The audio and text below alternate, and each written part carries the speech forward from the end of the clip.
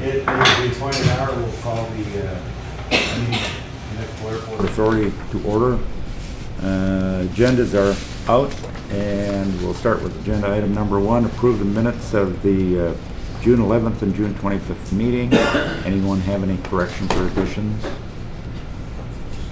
Hearing none, they'll be approved as published. Number 2 is vouchers, airport vouchers totaling $81,940.04. Any questions on the sheet of vouchers? Entertain a motion.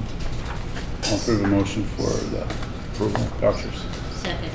Had a motion and a second. Any discussion? Hearing none, call for the question. Lynn? Aye. Anya? Aye. Lind? Aye. Clark? Aye. Houghton. Aye.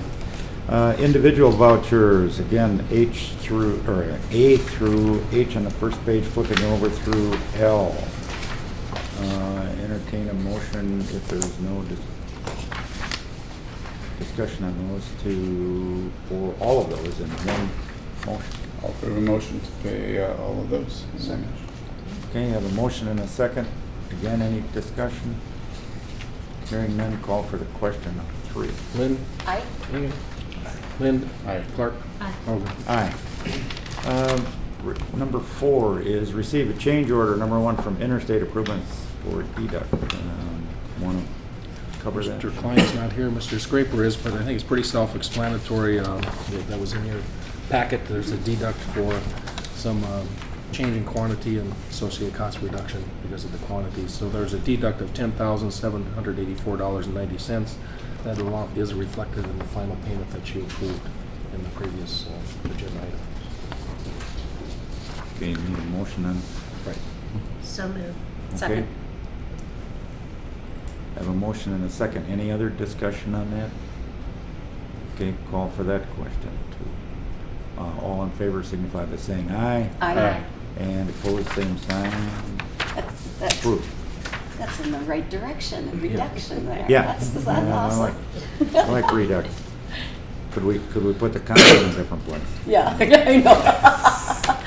know. Number 5 is there are several conferences to look over here and approve, but I would like to add one other one to that, and that is the UAS Summit and Expo held in Grand Forks, August 27th and 28th.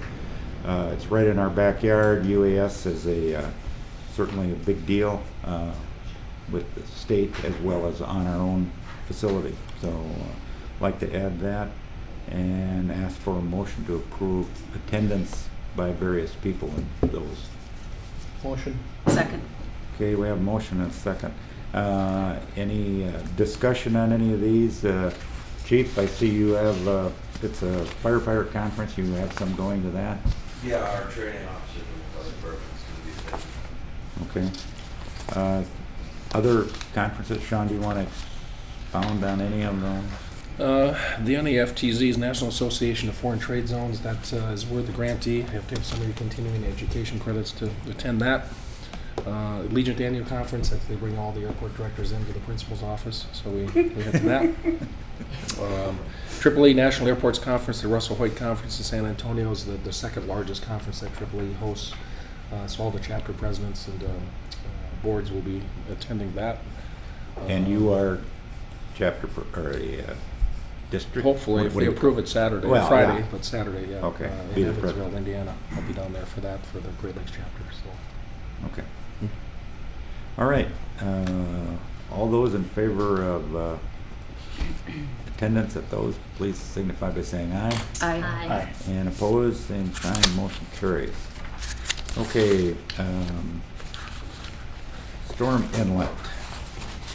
This was pending for a while. As you recall, we received a notice of a sidewalk that was going to be installed along 16th Street between 19th Avenue and 21st Avenue North, along the Air Museum, some of our property, and then Jeff Johnson's. And as a result, the sidewalk installation required the movement of a storm inlet. And I think I sent it out on it. So that storm inlet, the city moved onto our property, and it's a permanent easement that they're requesting. And Stacy and Nancy Erickson, or Nancy Morris, have been working on that. So request your concurrence to approve that. So moved. Second. Okay, a motion second. Any other questions on that? Okay, hearing none, call for the question. All those in favor signify by saying aye. Aye. Aye. And opposed, same sign. The number 7, SRE building, an update. There. I don't have any handouts or anything today, but what we're doing is we're in the process of kind of refining the plan so we can not only have a better scope, but also me and Hans Architects will be doing a AIP evaluation of that and trying to determine everything that goes in it as much as it can be applied to the AIP funds so we can get the most of it, if not all of it, paid for. So it's kind of a weird process of doing a bunch of stuff to get paperwork done so we can continue on. And so working on that, we've had several more meetings and they've gone well. So I think we've kind of nailed down the new addition, or not, the new building. And now we're doing just a little bit of refinement on the addition that we're doing for the alternate. The other thing we're going to be doing as an alternate in that other building is relighting it, and again, so it'll be nice, you'll be able to see it. It's pretty dim in there. Old light fixtures today will be able to do LED, so not only, just like you've done around the whole airport now with the parking lot lighting and all that kind of stuff, so it'll save a lot of money over a period of time and give them a lot brighter environment. So that's going to be done as an alternate as well. So kind of anything that's done on the existing structure, I think we're going to just do it as an alternate, so you can pick and choose what you're able to afford and that kind of thing. So moving forward, so trying to make sure we can get it in the ground this fall. Good. Thanks. Okay. Number 8 is authorized purchase of a John Deere 1600 Turbo Series, a new mower. Andrew's here as well, so it's a big triple gang mower, it looks like that, John Deere thing, which will give our, I guess, summer part-time guy a little bit bigger mower to work with. Right now he's got one that probably doesn't mow as wide as this table here. This hopefully will reduce some of the time that he spends access road all around the airfield. And it is a state contract bid through Sourcewell RDO. Happy to get that bid. If we buy it from RDO without the state contract, you can see it's $70-some thousand, but with Sourcewell, the state bid is $55,747.23, and I think they can deliver it within 7 to 10 days, I believe. That's pretty quick. So that'll help our guys get Yeah. caught up now. They've been down with the air show, down with wet weather, and Oh, but we'll get caught up. So moved. second. Motion and a second. Any other discussion? This is not a cab enclosure, just No, okay. open. Yep. All right. Any other discussion? Hearing none, call for the question. All those in favor say aye. Aye. Aye. And opposed, same sign. Okay, airport construction security update. The interstate improvement project, northern improvement project we did with Dakota Drive is all wrapped up. They're just going through final quantities and payments, which I believe will, what you've approved today. Lead Hunt will start the closeout document with the FAA so we can close out the grant, get our final payments from not only the FAA but also the state. And beyond that, I think, I don't know if you have anything else to add, John, but that's kind of where we're at. Yep. Do you want to give an update on the cargo apron, where your staff is with that cargo apron expansion project? Sure. Not as intimate with it as Jeff is, but the main design of the civil work is well underway, and what we're trying to do right now is work out the details with handling the glycol, figure out a system for that. We've had Jeff Klein working on a larger project kind of with Henry and Darren, but the majority of our markings out on the airfield have to be replaced. Normally we would go out and hire a contractor to repaint them, but you know, this past winter was pretty tough on our markings with all the sweeping and the snow removal, the metal against the concrete. They're pretty much obliterated. So Jeff put together, and working with Henry and Darren, a bid that's going out. We'll open bids, I think it's on August 12th, we'll award it on the 13th. He's estimated it could be about $500,000 to redo all of our markings. So the aiming points, the center lines, hold lines, everything that you see out there is part of the maintenance that we're required to do under Part 139. The goal would be to hopefully have it all done by, is it September 20th, Henry? Does that sound right? I believe so. Yeah. It's, If the weather cooperates. No, there aren't too many striping contractors in the whole region that can handle something like this, so we'll see what kind of bids that we get. But it'll be publicly advertised, we'll get them, and we're just gonna move forward with that because we want to try and get it done before our FAA inspection, which will be sometime this fall of the airfield. So if you have any questions on that, I mean, if you go out and look at the markings, there's just not much left on them. Painting over them, all that does is just facilitate them to peel off. So we want to go out and power sand them, and then put it down on concrete as much as we can. So, When do you estimate you're gonna start laying concrete out there? On Cartway? Probably not till, I guess, next year. yeah. Next spring, summer. Yeah. The bid date hasn't quite been finalized yet, but we'll be ready to go next spring, so there's a lot of dirt work and site work to do, and you probably won't start pouring until June, July, maybe of next year.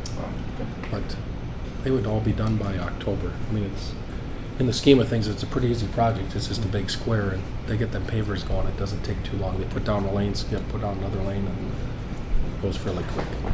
Yeah, the hard part is getting ready for the pavement. We don't believe UPS will be in a position to occupy until sometime after 2021, after peak of 2020.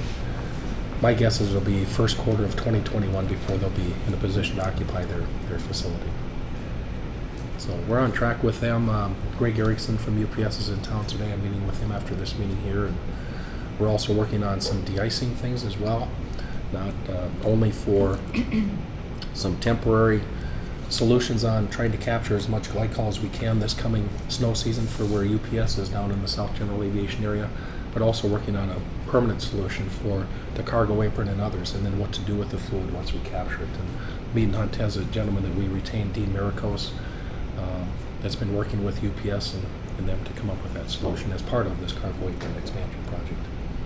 So it's becoming more and more apparent that the volumes of propylene glycol that we're using in like a winter from last year, we have to do our part to try and keep it environmentally friendly if we can. It's going to cost some dollars to do it, but we really don't have much choice. So anything else to add on that? I think we're good. On the security side, I don't think anybody from the TSA made it in. We did have an incident yesterday morning where one of the machines went down, so if you heard from anyone, there were people in line probably for about an hour or so. One of the machines failed, but they were able to get it up and running sometime yesterday. I'm not sure exactly when, but both machines were operational this morning.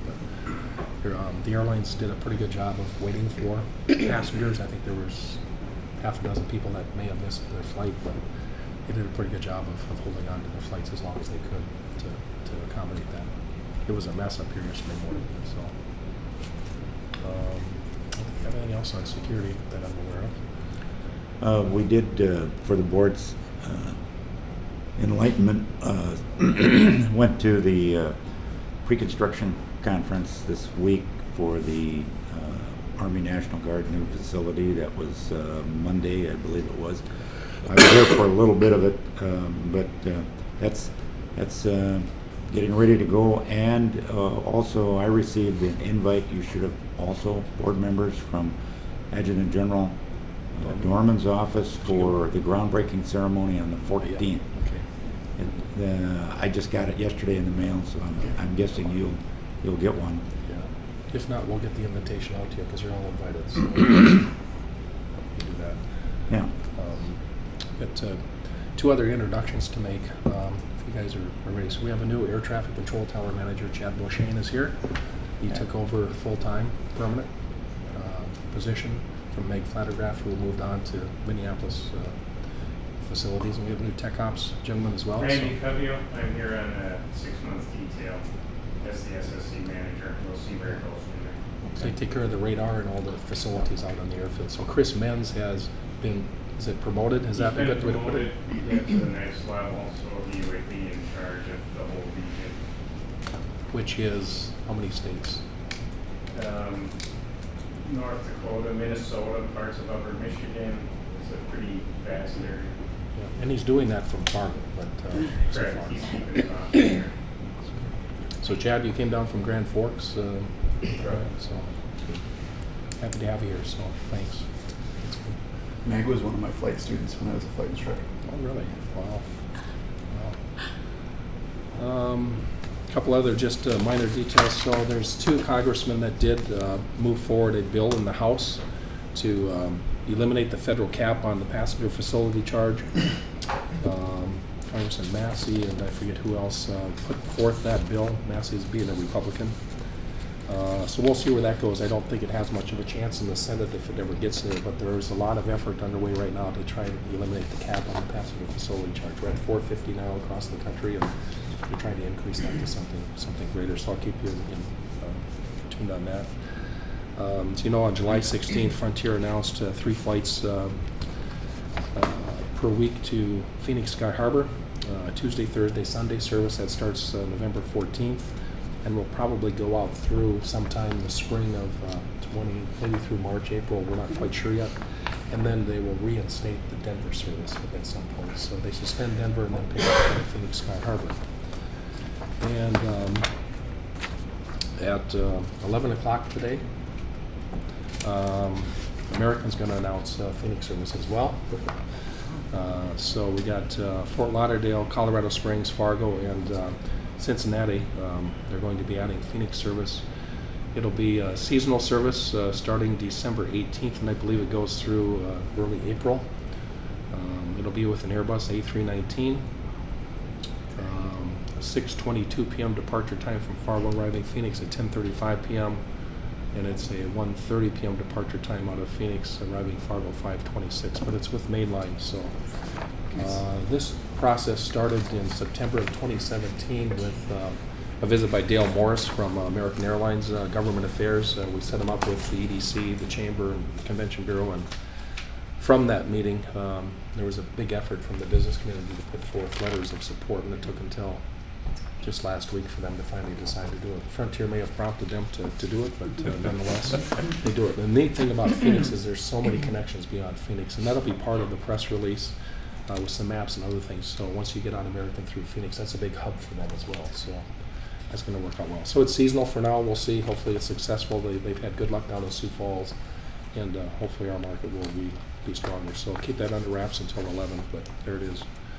With that, I'll email out the press release to you if you want. There's an extra copy if you want to read it.